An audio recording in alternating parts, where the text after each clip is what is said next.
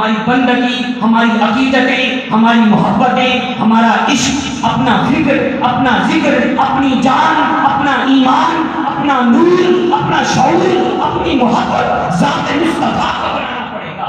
قرآن کہتا ہے وَاعْتَصِمُوا بِحَبْلِ اللَّهِ جَمِيعًا وَلَا تَفَرَّقُوا۔ کتب تفاسیر کو پڑھیں تو یہ پتہ چلتا ہے کہ اللہ کی رسی ذات مصطفیٰ ہے، تو گویا ہمیں ایک ہونے کے لیے اپنی صفوں میں اتحاد پیدا کرنے کے لیے اپنی فکر، اپنا ذکر، اپنی جان، اپنا ایمان، اپنا نور، اپنا شعور ذات مصطفیٰ کو بنانا پڑے گا۔